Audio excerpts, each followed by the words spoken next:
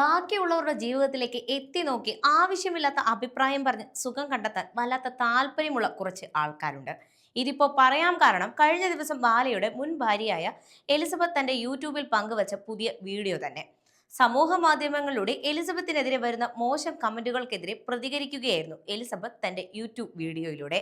Negative കമന്റുകൾ post ചെയ്ത് തന്നെ നാണം കെടുത്തിയാൽ വീഡിയോ ഇടുന്നത് നിർത്തുമെന്ന് ആരും കരുതേണ്ടെന്നും താൻ ആരെയും ഉപദ്രവിക്കാൻ പോകുന്നില്ല എന്നും സ്വന്തം യൂട്യൂബ് ചാനലിൽ പങ്കുവച്ച വീഡിയോ ബ്ലോഗിലൂടെ എലിസബത്ത് പറയുന്നു. എനിക്ക് ഓട്ടിസം ആണെന്ന് കമന്റ് കണ്ടു. അതൊരു അസുഖമാണ്. പക്ഷെ അതില്ലാത്ത ആളുകൾക്ക് ഓട്ടിസം ഉണ്ടെന്ന് പറഞ്ഞു വരുത്തരുത്. അത്തരത്തിലുള്ള കുറെ കമന്റുകൾ കണ്ടു. പിന്നെ എനിക്ക് കുട്ടികൾ ഉണ്ടാകില്ല എന്നൊക്കെ പറഞ്ഞുള്ള കമന്റുകളും കണ്ടിരുന്നു.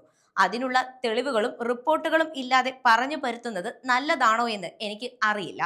നിങ്ങൾ എന്തൊക്കെ ചെയ്താലും ഞാൻ ഇനിയും വീഡിയോസ് ഇടും.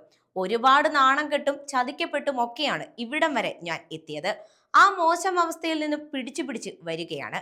ഇഷ്ടപ്പെട്ട ആളുകളിൽ നിന്ന് തന്നെ നാണം കെടുക, ബോഡി ഷേമിംഗ് തുടങ്ങിയ എല്ലാം അനുഭവിച്ചിട്ടുമുണ്ട്. കുറച്ച് ഫേക്ക് ഐഡികളിൽ നിന്നും വന്ന് എന്നെ തളർത്താൻ ആരും നോക്കേണ്ട. ആ നാണമൊക്കെ എനിക്ക് പോയി.